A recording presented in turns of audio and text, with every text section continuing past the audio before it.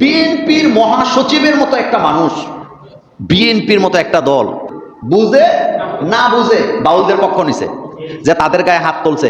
কিন্তু বাউলদের গায়ে কেন হাত তুললো? বাউলরা যে আমার আল্লাহকে গালি দিয়ে আল্লাহর বিরুদ্ধে কথা বললে জঘন্য অপরাধ করেছে, এই কথাটা কিন্তু তারা একবারও বলে না। বাউলদের ব্যাপারে এমন ভাবে পক্ষ নিল, মনে হয় যেন সে যুদ্ধ ঘোষণা করছে। এনসিপি নতুন একটা দল, ছাত্রদের দল, বাচ্চাদের দল, তারাও প্রথম পল্টি লইছে বাউলদের পক্ষে। এই বাউলদের মধ্যে একটা জঘন্য আরেকটা আকীদা আছে, আপনাদেরকে বলি। প্রত্যেক বাউলের একজন করে নারী বাউল বন্ধু আছে, এটা হলো স্ত্রীর বাইরে, এটা থাকা তাদের মধ্যে আনন্দের।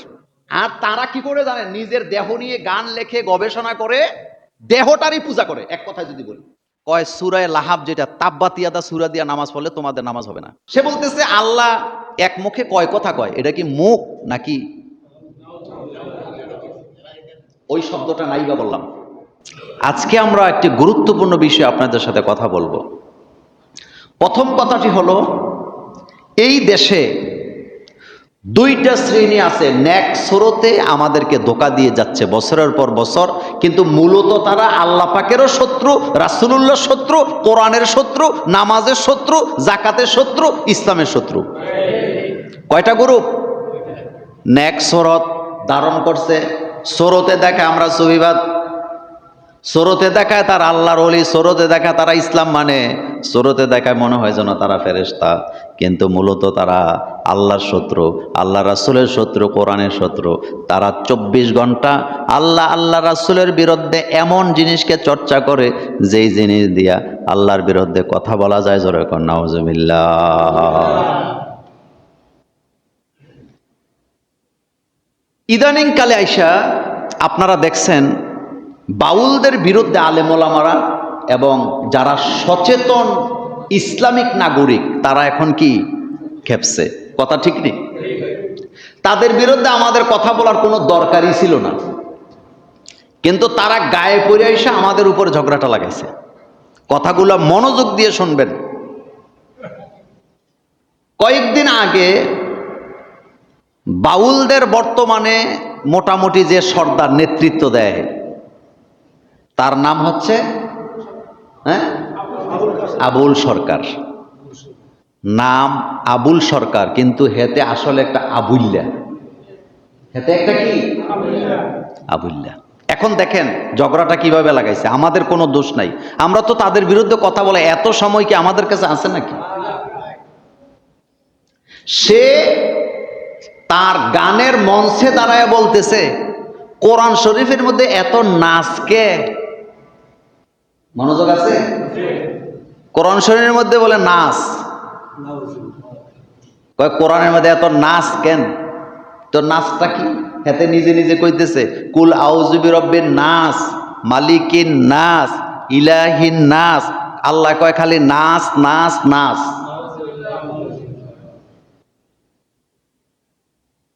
এরপরে কি বলল?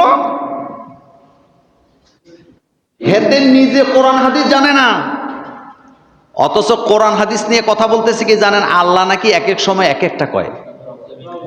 সে আল্লাহকে বলতেছে তার ভাষায়, যে আল্লাহ পাক বলছে আউয়ালুমা খালাকাল্লাহু নূরি, আউয়ালুমা খালাকাল্লাহু ইশক। জাহেল কোথাকার। এটা বলে কি বলছে জানেন? সে বলতেছে আল্লাহ এক মুখে কয় কথা কয়, এটা কি মুখ নাকি? ওই শব্দটা নাই বা বললাম। মনোযোগ আছে আপনাদের? আছে। এরপরে কি বলল? কয় ফেরেশতাদেরকে আল্লাহ পাক বললেন, আমাদেরকে আল্লাহ বললেন তোমরা আমাকে সেজদা করো, তো আমরা সেজদা দেই আল্লাহু আকবার। মনোযোগ আছে? কি বলে? আল্লাহু আকবার। তো ফেরেশতারা যখন আদমরে সেজদা দিছিল, তখন বোধহয় বলছিল আদম ফাকবর।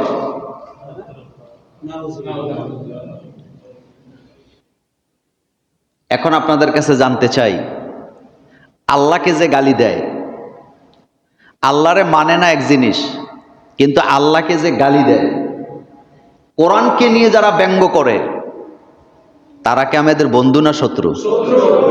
আচ্ছা, বাউলদেরকে তৌহিদি জনতা তারা দিছে, দৌড়ানি দিছে। কথাটা বুঝছেন মনোযোগ দিয়ে? তো দৌড়ানি দিছে, তারা পানিতে যেয়ে পড়ছে, মারামারি হয়েছে উভয় পক্ষের মধ্যে। মারামারি আমরা সমর্থন করি না, কিন্তু কথাটা আগে বুঝতে হবে। মারামারি হয়েছে দুই পক্ষের মধ্যে, গালাগালি হয়েছে, দৌড়ানি টোড়ানি হয়েছে, পানিতেও পড়ছে। কিন্তু আমার দেশের কিছু রাজনৈতিক নেতারা বুঝে না বুঝে বাউলদের পক্ষ নিছে, যে তাদের গায়ে হাত তুলছে। কিন্তু বাউলদের গায়ে কেন হাত তুললো? বাউলরা যে আমার আল্লাহকে গালি দিয়ে আল্লাহর বিরুদ্ধে কথা বললে জঘন্য অপরাধ করেছে, এই কথাটা কিন্তু তারা একবারও বলে না। বিএনপির মহাসচিবের মতো একটা মানুষ, বিএনপির মতো একটা দল, জিয়াউর রহমান ডানপন্থী না বামপন্থী? কোনো সন্দেহ আছে? ওনার দলের মহাসচিব বাউলদের ব্যাপারে এমন ভাবে পক্ষ নিল, মনে হয় যেন সে যুদ্ধ ঘোষণা করছে।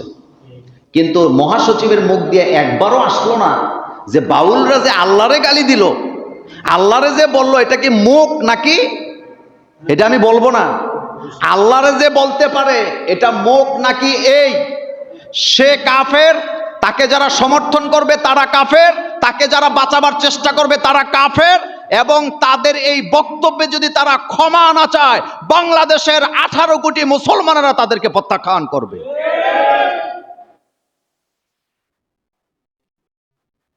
আমার আল্লাহকে যারা গালি দেয়, আমার নবীকে যারা গালি দেয়, যারা আল্লাহর শত্রু তারা আমাদের শত্রু। বলেন, যারা আল্লাহর শত্রু তারা আমাদের শত্রু। এনসিপি নতুন একটা দল, ছাত্রদের দল, বাচ্চাদের দল, তারাও প্রথম পল্টি লইছে বাউলদের পক্ষে, পরে কিন্তু আবার বুঝছে যে ঘটনা তো আসলে ভিন্ন। এই বাউলরা আমাদেরকে নেক্সট স্রোতে ধোকা দিয়ে যাচ্ছে। আলেম ওলামার দেশে, শাহজালাল শাহপরানের দেশে, শাহ মাখদুমের দেশে, খান জাহান আলীর দেশে কোন বাউলরা ইসলামের বিরুদ্ধে কথা বলা তো দূরের কথা, ভবিষ্যতে যদি কোনো বাউল একটা শব্দ আল্লাহর বিরুদ্ধে কথা বলে, তার জিহ্বাটা টেনে ছিঁড়ে ফেলা হবে। তো জিহ্বার দরকার নেই, তুই ইসলাম মানুষ না, এটা আলাদা ব্যাপার, কিন্তু তুই কথা বলার সাহস পাস কেমনে? এবার শুনেন, বাউলদের ভয়ানক চক্রান্তের একটা হচ্ছে, তারা গানের মাধ্যমে অশ্লীলতা, জিনাকে প্রমোট করে। সারা রাত বাউলরা গান গায়, বেড়া বেডি একসাথে বসে থাকে। কুমিল্লার ভাষায় বললাম, বেটা বেডি একসাথে বসে থাকে।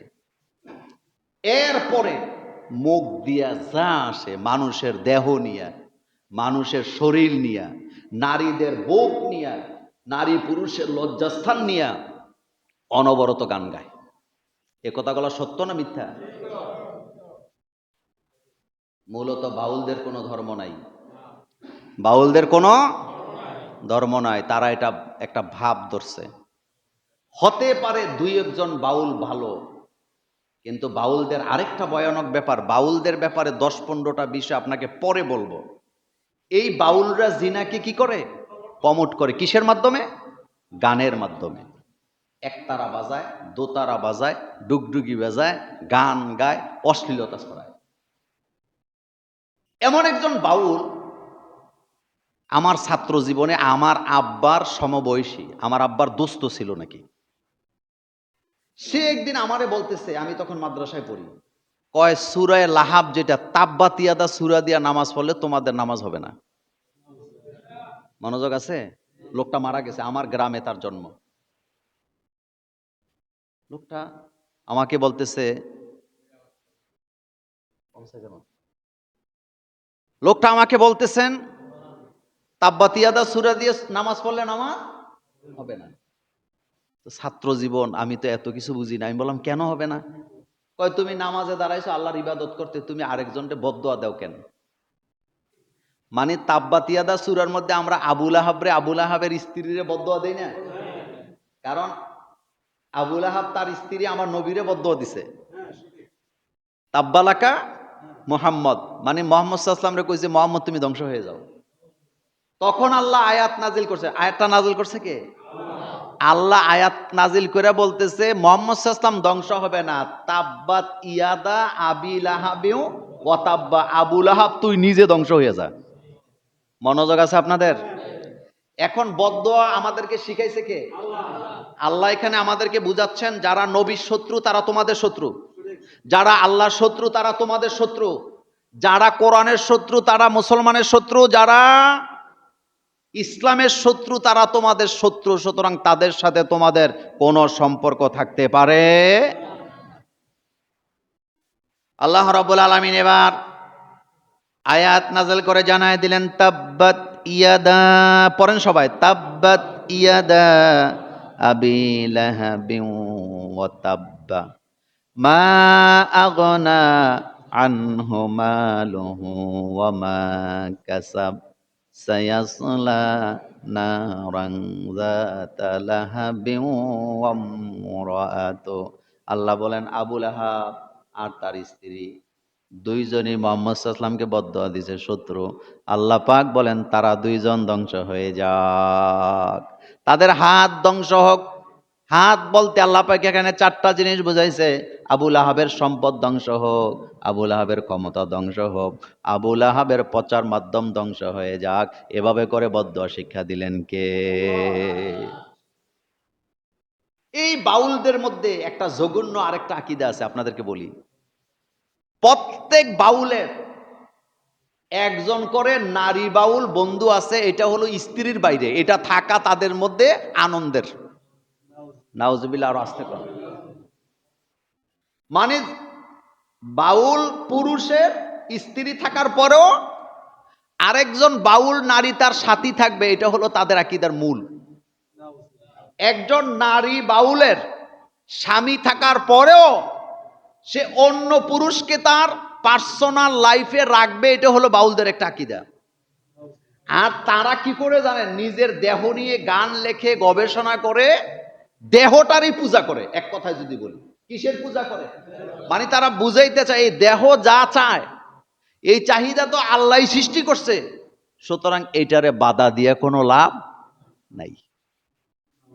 আর এই বাউলদেরকে সবচেয়ে বেশি প্রমোট করে ভারতের হিন্দুত্ববাদীরা। কারা? কেন করে? এটার একটা কারণ আছে।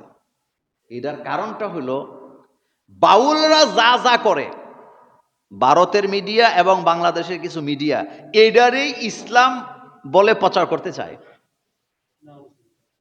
বাউলরা সেলাই ছাড়া জামা কাপড় পরে এবং তারা একটু সুফিবাদ বাপসাপ দেখায়। ভারতে বাংলাদেশে মিল্লা সিনেমাও বানাইছে, এটারে বুঝাইছে এটাই আসল ইসলাম। এবং ভারতে আপনি এটা নিয়ে গবেষণা করতে যেয়ে দেখলাম, ভারতের এরা যে সিনেমা বানায়, এই সিনেমাতে ইসলাম বলতে মাজারে যাওয়া, মাজারে সেজদা দেওয়া, কোনো কিছু অভাবে পড়লে, বিপদে পড়লে মাজারে যেয়ে সাহায্য চাওয়া, এটারে তারা ইসলাম বুঝাইছে। এই ব্যাপারে আমি আপনাদেরকে সতর্ক করার জন্য আজকে কয়েকটি ব্যাপারে আপনাদের সাথে কথা বলবো। প্রথম কথা হচ্ছে, যারা অশ্লীলতাকে ছড়ায়, ফাহেশাকে ছড়ায়, আল্লাহ রাব্বুল আলামিন তাদেরকে দুনিয়াতেও শাস্তি দিবে, আখেরাতেও শাস্তি দিবে। এ কথাটা কার? আল্লাহর। মনোযোগ আছে আপনাদের? এই বাউলরা অশ্লীলতা ছড়ায়। আল্লাহ রাব্বুল আলামিন বলছেন, ইন্নাল্লাযীনা ইউহিব্বুনা আন তাশিআল ফাহিশাতু ফিল্লাযীনা আমানু লাহুম আযাবুন আলীম ফিদ দুনিয়া ওয়াল আখিরাহ ওয়াল্লাহু ইয়ালামু ওয়া আনতুম লা তা'লামুন। আল্লাহ পাক বলছেন, ইন্নাল্লাযীনা ইউহিব্বুনা আন তাশিআল ফাহিশা, যারা দুনিয়াতে মুমিনদের মধ্যে ফাহেশা ছড়াতে চায়, অশ্লীলতাকে ছড়াতে চায়, সেটা তাদের কথার মাধ্যমে, বক্তব্যের মাধ্যমে। ফিল্লাযীনা আমানু, ঈমানদারদের মধ্যে। আল্লাহ পাক বলছেন লাহুম আযাবুন আলীম, তাদের জন্য কঠিন শাস্তির ব্যবস্থা আমি আল্লাহ করেছি। ফিদ দুনিয়া, দুনিয়াতে আমি তাদেরকে শাস্তি দিব। ওয়াল আখিরা, আখিরাতেও আমি তাদেরকে শাস্তি দিব। আল্লাহু ইয়ালামু ওয়া আনতুম লা তা'লামুন, তারা যা করে সকল ব্যাপারে আল্লাহর কাছে খবর আছে না নাই? আমাদের রাজনৈতিক কিছু নেতারা না বুঝে বগর বগর করে। গতকালকে দেখলাম প্রধান উপদেষ্টার প্রেস সচিব কয় যারা বাউলদের উপরে হামলা করছে তাদেরকে গ্রেফতার করা হবে। আজ পর্যন্ত ওদের মুখ দিয়ে এই কথাটা আসলো না যে যারা আল্লাহরে গালি দিছে তাদেরকেও বিচারের আওতায় আনা হবে। আমি আপনাদেরকে একটা কথা বলি, ক্ষমতার চেয়ারটা বড় অন্ধ। ক্ষমতাটা তো চেয়ারটা তো উপরে থাকে, নিচের দিকে নজর আসে না। আমি আমার জীবনের একটা অভিজ্ঞতার কথা বলি। আমি বিমানে যখন উঠি, জানালার কাছে বসলে নিচের দিকে তাকাইলে দুনিয়ার এই যে জমিটা দেখা যায় না খুব একটা। বড় বড় বিল্ডিংগুলি পিঁপড়ার মতো, জাহাজগুলা পিঁপড়ার মতো। তখন নিজের খুব হেডামলা মনে হয়, কত উপরে উঠে গেছি। কিন্তু আল্লাহর সৃষ্টির তুলনায় কদ্দুর উঠছি বলেন তো? এই ক্ষমতার চেয়ারটা এটা এমন একটা জিনিস, এটাতে বসলে নিচের দিকে আর চোখ পড়ে না। এটা অন্ধ। বলেন এটা কি? যখন এই অন্ধত্ব কেটে যায় তখন দেহে ডাইনেও কেউ নাই, বামেও কেউ নাই, সামনেও কেউ নাই, পেছনেও কেউ নেই। বাংলাদেশের মানুষের কপাল এত খারাপ, যেই দেশে হযরত শাহজালাল ইসলাম প্রচার করেছেন, শাহপরাণ ইসলাম প্রচার করেছেন, হাজার হাজার পীর সাহেবরা এখানে ইসলামের খেদমত করছেন, কোটি কোটি আলেম ওলামা, হাজার হাজার কওমি মাদ্রাসা, আলিয়া মাদ্রাসা, দরসে নিজামের মাদ্রাসা খেদমত করে যাচ্ছেন। এই দেশে যারাই সরকারে বসছে তারা ক্ষমতায় বসার পরে একজনও ইসলামকে প্রমোট করছে অথবা ইসলামের পক্ষ নিছে, আল্লাহর পক্ষ নিছে, একটা দৃষ্টান্ত বাংলাদেশের মানুষ পায় নাই।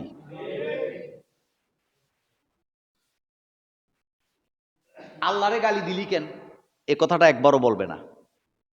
নবীকে গালি দিলি কেন এ কথাটা একবারও বলবে না। ওদের পক্ষে আবার দেখলাম ফরহাদ মাজার সাহেব খুব নামছে। কত কত নেতা আইব আর যাইব, লাভ নাই। ইসলাম মাথা উঁচু করে দাঁড়ায় থাকবে।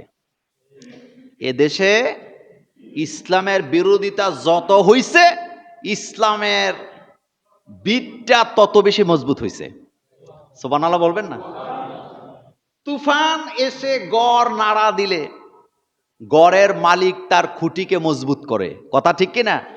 আর ইসলাম বিদ্বেষীরা ইসলামের খুঁটি ধরে নাড়া দিলে তাওহীদি জনতা ওই খুঁটিটাকে আরো শক্ত করে মজবুত করে ধরে।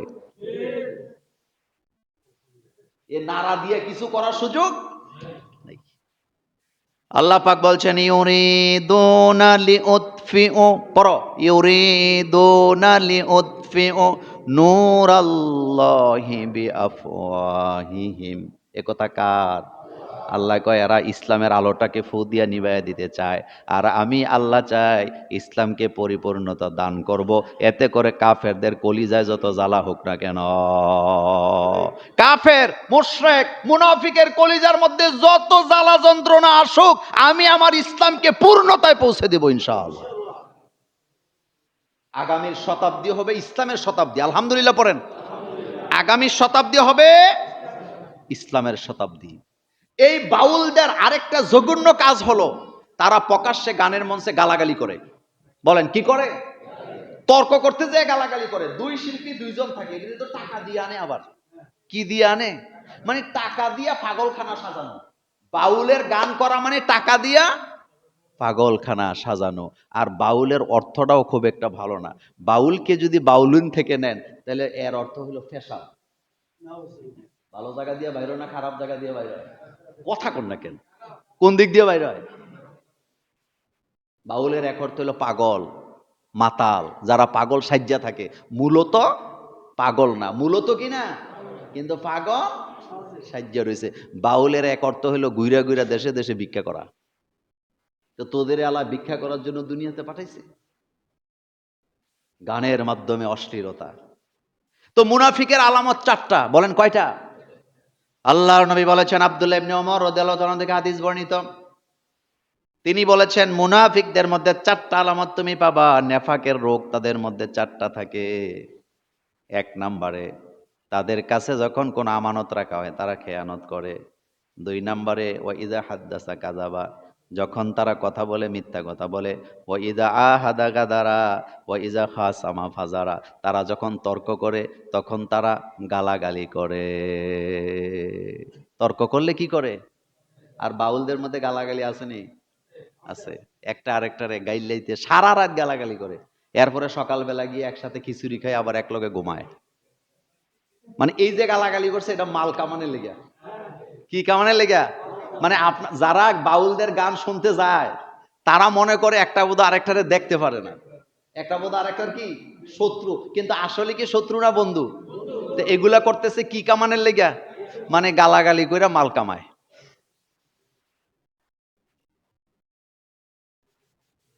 এই গালাগালি শোনার জন্য একদলেরা টাকা দিয়া তাদেরকে আনে।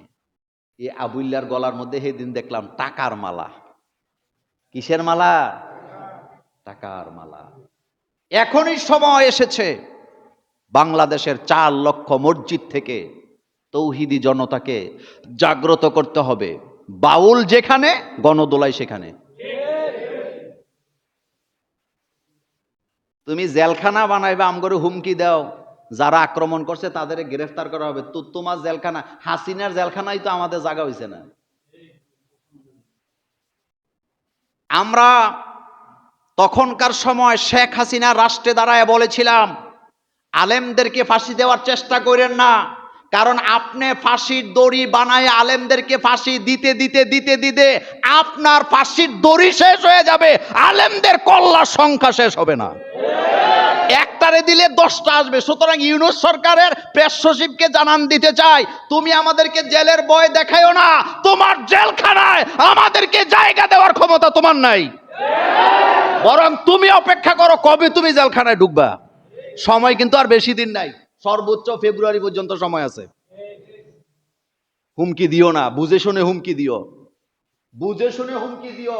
হাতি গোড়া গেল তল, ছাগলে কয় কত জল, এটার অর্থ বুঝেন তো? খালে দিয়া পানি যায়, তো পানি যে যায়, হাতি নামছে তলায় গেছে, ঘোড়া নামছে তলায় গেছে, বাসায় নিয়ে গেছে, তো পানি কম না বেশি? কিন্তু ছাগলে আইসা, ছাগল কি বড় না ছোট?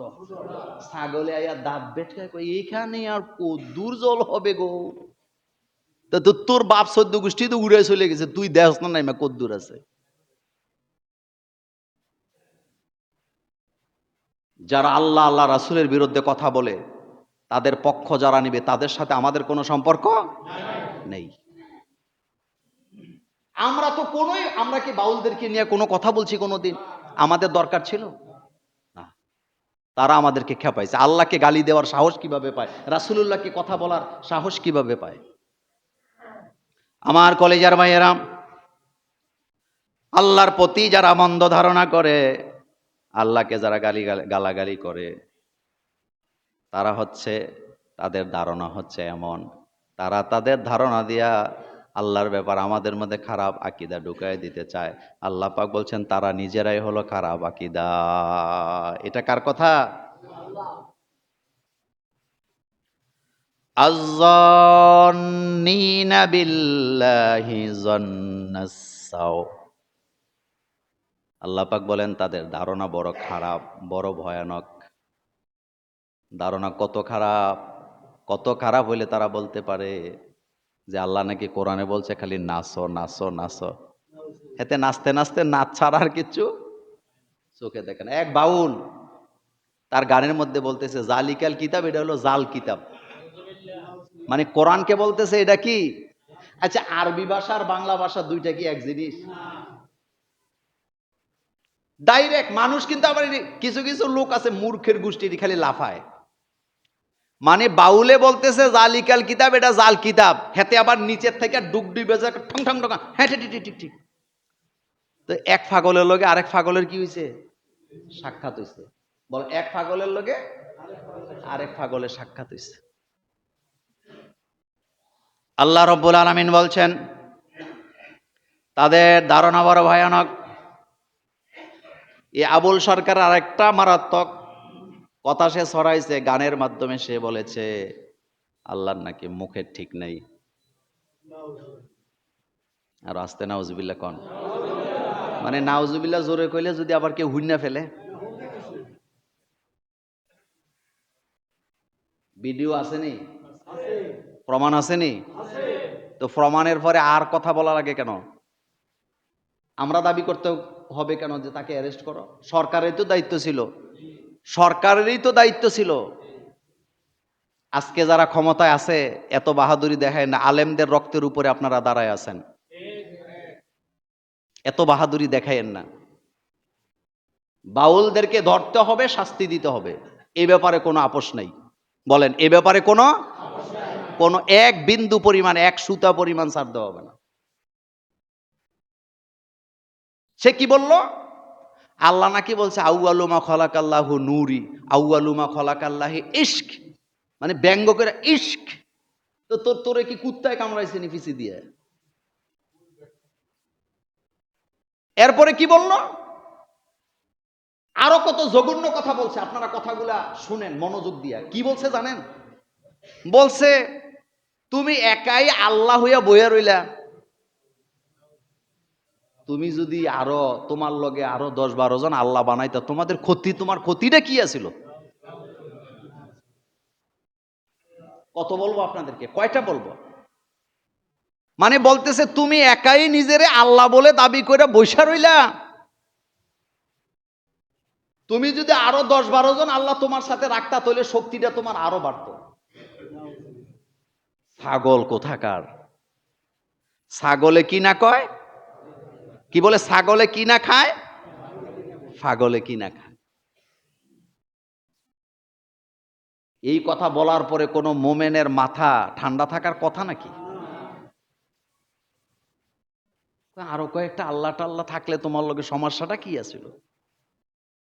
আর কথার নমুনা কি জানেন? প্রতিটা কথা ব্যঙ্গ করে করে বলে।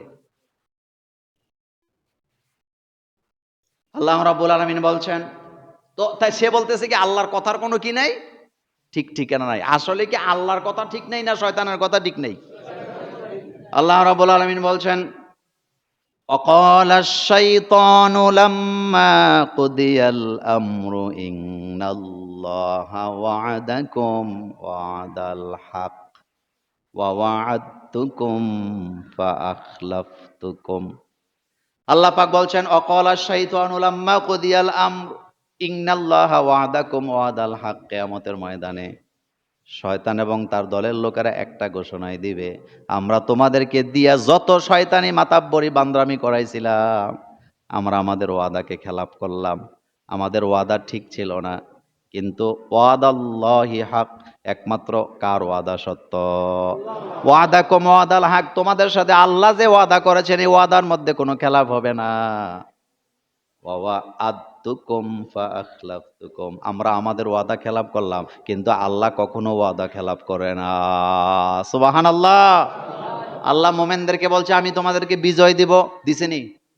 জোরে বলেন, দিছেনি? আল্লাহ মোমেনদেরকে বলছে যারা ইসলাম নিয়ে খেলামেলা করবে, বান্দরামি করবে, আমি তাদেরকে দুনিয়াতে লাঞ্ছিত অপমানিত করব, করেনি?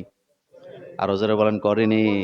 করে। আল্লাহ বলছে তুমি যদি মানুষের উপরে জুলুম করো আমি তোমাকে এমন ভাবে লাঞ্ছিত করব, করেনি? আল্লাহ বলছে আমি তোমাকে ক্ষমতা থেকে টেনে বের করে দিব, দেয়নি? আল্লাহ বলছে আমি তোমার ক্ষমতায় বসায় দিব, বসায় কিনা? বসায়। আল্লাহ বলছেন তুমি অসুস্থ হলে আমি তোমাকে সুস্থতা দান করব, তুমি যখন অসুস্থ আমার কাছে সাহায্য চাও। এই ওয়াদাগুলা কার? আল্লাহ পাকের। এরপরে সে বলল কি আল্লাহ নাকি সকালে একটা কয় বিকালে একটা কয়। নাউজুবিল্লাহ বলেন। আসলে কি ব্যাপারটা এমন? এবার দেখেন কোরআনে আল্লাহ পাক বলছেন সুন্নাতামান قد أرسلنا قبلك من رسلنا ولا تجد لسنتنا তাহওয়িলা। আল্লাহ বলেন তোমার রবের কথার মধ্যে তুমি কোনো পরিবর্তন পাবা না, তোমার রবের আইনের মধ্যে বিধানের মধ্যে কোনো তারতম্য তুমি পাবা না। আগের বিধান পরের বিধানে কোনো পার্থক্য নাই। আল্লাহর বিধান কখনো পরিবর্তন করা যায় না, পরিবর্তনের দরকারও হয় না। 5 ওয়াক্ত নামাজ দিছে কে? কিয়ামতের আগে 3 ওয়াক্ত বানানোর কোনো সুযোগ আছে? কোনো দরকার আছে নি? নাই। কোরআনকে পরিবর্তন করার কোনো দরকার আছে? কোরআন নাজেল হয়েছে 1500 বছর। কত বছর? একটা আয়াতও কি পরিবর্তন হয়েছে? একটা নক্তাও কি হয়েছে? একটা শব্দও কি হয়েছে? না। আল্লাহর বিধান পরিবর্তন করার কোনো দরকারই নাই, কারণ আল্লাহ যেটা নাজেল করে কিয়ামত পর্যন্ত সেটা থাকবে। সূর্য কোন দিকে উঠে অস্ত যায় কোন দিকে? কিয়ামত পর্যন্ত এটা পরিবর্তন হবে। চাঁদের দেখা আমরা দিনে পাই না রাতে পাই। দিনে কিন্তু চাঁদ থাকে, কিন্তু আমরা দেখিনি। দেখি কখন? এই বিধান কার? আল্লাহ পাক বলছেন লাশ শামসু ইয়ামবাগি লাহা আন তুদরিকাল কামার। এতে আল্লাহ পাক বলছেন চন্দ্র তার নিজস্ব কক্ষপথে চলে, সূর্য তার নিজস্ব রাস্তায় গতিতে চলে।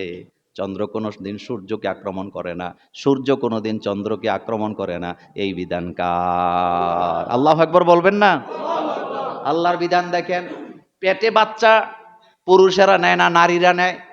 কিয়ামত পর্যন্ত এটা চেঞ্জ হওয়ার কোনো দরকার আছে নি? নাই। কিন্তু পুরুষেরা কঠোর পরিশ্রমী হয়, একথা সত্য নেই? আচ্ছা, শক্তি, দেহের শক্তির দিক থেকে পুরুষেরা এগিয়ে না? আল্লাহ পুরুষের শক্তি কেন বেশি দিছে? কারণ তাকে লাঙ্গল টানতে হবে, জমি চাষ করতে হবে, মাটি কাটতে হবে, পাথর ভাঙতে হবে, বড় বড় পাথর উঠাইতে হবে। এই জন্য আল্লাহ তাকে শক্তিশালী করে বানাইছে। কিন্তু নারীদের এই কাজের দরকার নাই। এই জন্য নারীরা যদি মাটি কাটতে চায় ফাঁকি দেওয়ার সম্ভাবনা আছে না? নাই। আচ্ছা, আপনারা গ্রামের রাস্তায় মহিলারা যে কাজ করে দেখছেন নি? কথা কয় না? দেখছেন নি? খাড়ি দিয়া, এটারে কি কয়? খাড়ির মধ্যে দেখবেন 1 কোদাল মাটি লয়, মাটিটা ফালাইবো ওই জায়গায়, এখান থেকে ওখানে যেতে 3 জনে বদলায়, বদলাইয়া 3 কি বলে ওড়া বলে নাকি খাড়ি, 3 খাড়ি মাটি ফালাইয়া 4 বার পান খায়। এ কথাগুলো সত্য না মিথ্যা? একজন পুরুষ মাথার মধ্যে যতগুলা বোঝা একা নিতে পারে 6 জন মেয়ে নিতে পারে না। এই বিধান কার? এটা চেঞ্জ হওয়ার কোনো দরকার আছে নি? এত সোজা। আল্লাহ পাক বলছেন আমার বিধানে কখনো তুমি তারতম্য। এবার বাউল সরকার আরেকটা জঘন্য কথা বলি, সেটা কি?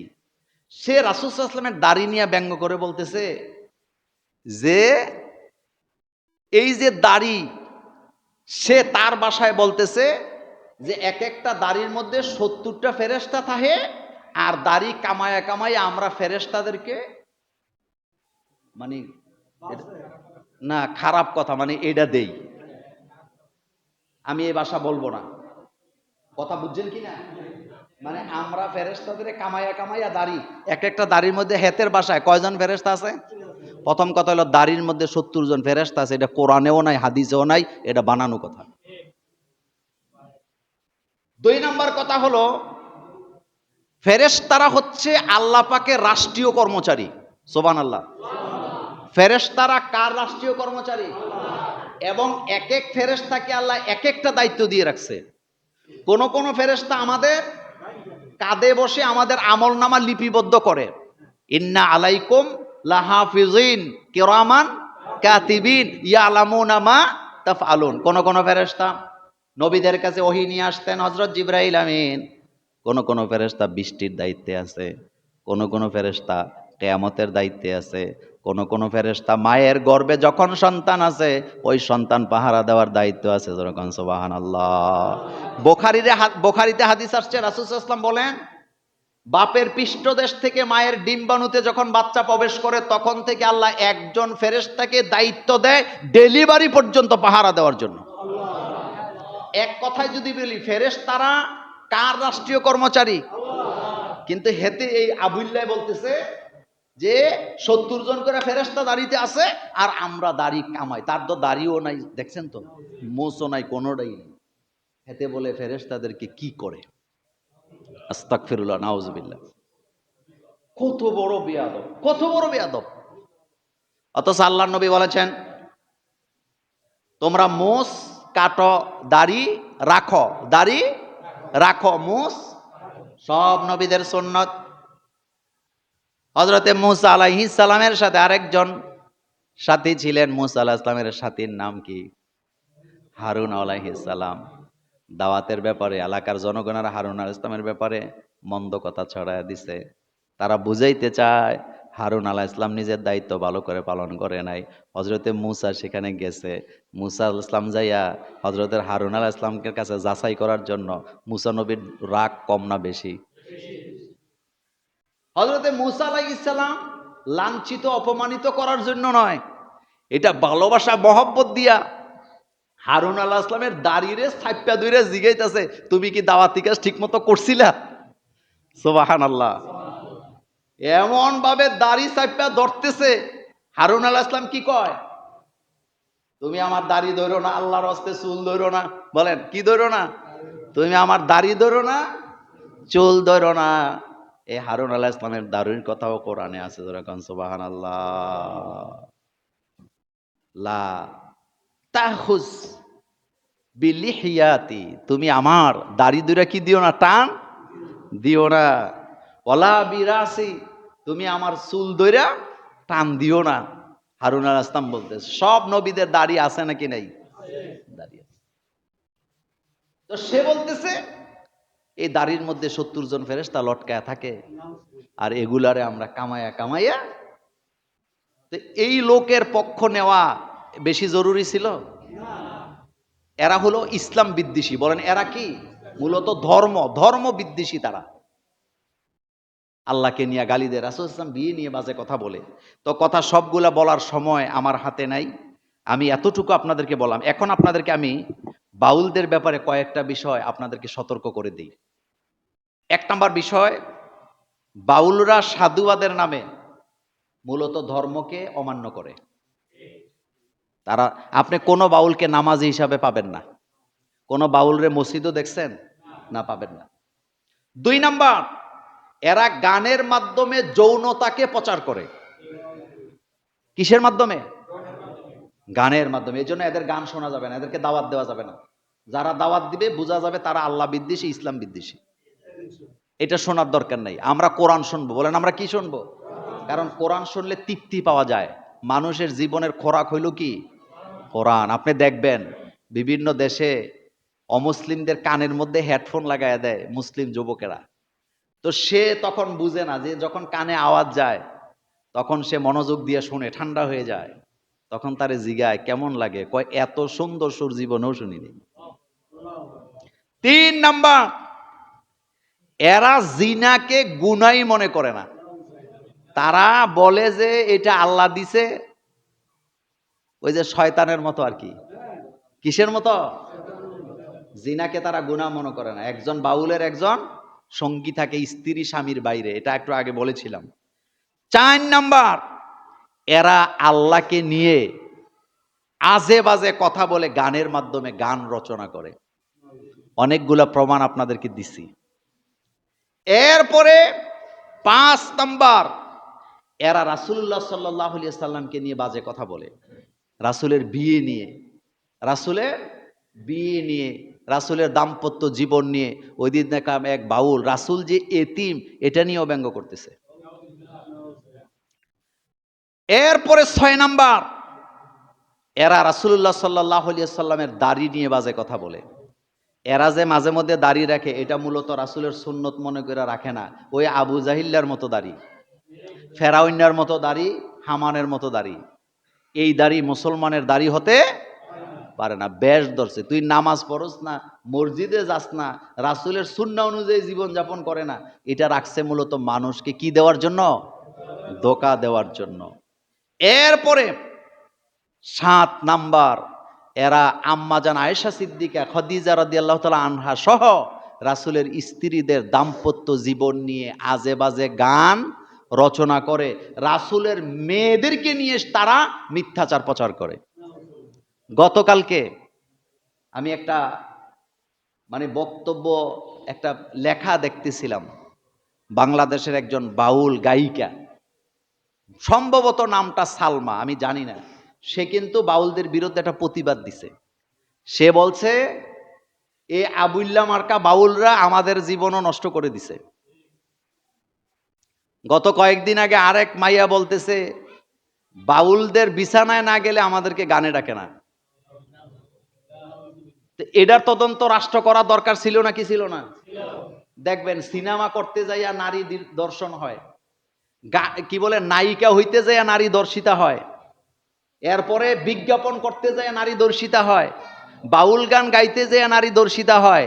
এগুলি নিয়ে রাষ্ট্রযন্ত্র কোনো কথা বলে না, প্রতিবাদও করে না। যারা এগুলা করে তাদেরকে ধরতেও যায় না। কিন্তু কোনো হুজুর যদি পর্দা নিয়ে একটু কঠিন বক্তৃতা দেয় তখন তাদের গায়ে আগুন জ্বলে যায়। এরকম বেয়াদব আছে নি? এরপরে 8 নাম্বার, এরা ধর্মীয় লেবাসে মূলত ধর্মের বিরোধিতা করে। ধর্মীয় লেবাসে ধর্মের বিরোধিতা করে। 9 নাম্বার, এরা ইসলাম ধর্মকে হিন্দুত্ব বাদ দিয়ে সাজাইতে চায়। ইসলামে আপনার এটারে কি বলে, ওই যে দেশ ত্যাগ করে সংসার ত্যাগ করে, এটারে কি কয়? বৈরাগী। কথা কন না কেন, কি কয়? ইসলামে বৈরাগ্যের কোনো জায়গা নাই। একজন সাহাবা রাসূলের কাছে যায়, বলছে রাসূল আমি শুধু নামাজ পড়াম, সারা বছর আমি রোজা রাখবো। রাসূল কি খুশি হয়েছে না ধমকি দিছে? রাসূল বলছে আমি বিয়ে করি, আমি সংসার করি, আমি নামাজও পড়ি, আমি রাতও জাগি, আমি রোজাও রাখি, রোজা ভাঙি, তুমি কোত্থেকে আসছো? তুমি আমাকে, আমি বিয়ে করছি, তুমিও বিয়ে করবা, এটা আমার সুন্নত। সংসার ত্যাগ করা ইসলামে জায়েজ নাই। বলেন সংসার ত্যাগ করা ইসলামে? কিন্তু এরা এটা করে। 10 নাম্বার, এরা কোরআনকে ধর্মীয় কিতাবই মনে করে না। কোরআন থেকে বেছে বেছে কিছু আয়াত তারা বাংলা দিয়ে ব্যাখ্যা করে, যেমন জালিকাল কিতাব, তারা এটা জাল কিতাব। এরকমের অসংখ্য প্রমাণ আপনাকে দিতে পারবো। এরপরে এরা লালনকে, এদের একটা অংশ লালনকে শুধু নবী নয়, নবী বলে ঘোষণা দিছে। ভারতের আরেক লালনবাদ হিন্দু নেতা, হেতে তো বলেই দিছে, কয় লালন হইল বাংলাদেশের নবী। এরপরে এদের পক্ষে আর কোনো কথা বলা যায়? এখনো শেষ হয় নাই। এরপরে এরা স্বামী স্ত্রীর বাইরে একজনকে রাখা যায়, মানে এটা তাদের জীবনের আনন্দ মনে করে যে আল্লাহ এই সুযোগ নাকি দিছে। নাউজুবিল্লাহি মিন যালিক। এভাবে করে তাদের অসংখ্য ভয়ানক আকীদা। এদেশে এক কথায় এমন কোনো গানের নামে রচনা করতে দেওয়া হবে না যেই গান নবীকে আল্লাহকে নিয়ে বাজে কথা মন্তব্য করে, এমন কোন গায়ককে এদেশে সুযোগ দেওয়া হবে না। এদের বিচার হোক। আপনারা কি চান? আরো জোরে বলেন চান? অবশ্যই বাংলাদেশের সব মসজিদ থেকে আজকে প্রতিবাদ হচ্ছে যে তারা তাদের মতো থাকুক, আমাদের কোনো আপত্তি নাই, কিন্তু তারা যদি আমাদেরকে খোঁচা মারে তাহলে আমরা কিন্তু ওই যে ঈসা নবীর উম্মত না, যে আপনি আমার একটা থাপ্পড় দিবেন আর বলবো ভাই তুমি কি ব্যথা পাইছো, আরেকটা দিয়ে যাও। আমাকে থাপ্পড় দিলে আমিও কি দেব? জবাবে থাপ্পড়ই তো দিব। ইটকা জবাব কথা কন, এটাই তো সিস্টেম। তুমি আমার নবীরে গালি দিও না, আল্লাহকে গালি দিও না, তুমি ইসলাম মান্য না, তো এত ঠেকা নাই। তুমি ইসলাম না মানলে না, কিন্তু ইসলাম নিয়ে বাজে কথা বলতে পারবা না। একটা শেষ কথা বলি, হযরত শাহজালাল ইয়ামানি রহমতুল্লাহ আলাই গৌর গোবিন্দ, কি বলে, গৌর গোবিন্দকে 3টা কথা বলছিল। প্রথমে বলছে তুমি ভয় পাইও না, আমি মারতে আসি নাই। তুমি যদি ইসলাম গ্রহণ করো, ইসলামের দরজা খোলা, আসো। ইসলাম যদি না মানো, ইসলাম তোমার নিরাপত্তা দিবে। কয়টা কথা হয়েছে? কিন্তু 3 নম্বরে বলছে যদি তুমি ইসলামের বিরুদ্ধে কথা বলো তাহলে আমি শাহজালালের তরবারি দিয়ে ফয়সালা করা হবে। কথার মধ্যে ইনসাফ আছে নি?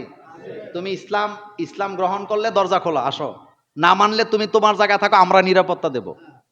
কিন্তু তুমি যদি ইসলাম নিয়ে বাজে কথা বলো, ফয়সালা হবে কি দিয়া? তরবারি দিয়া। এটা হলো ইনসাফের কথা।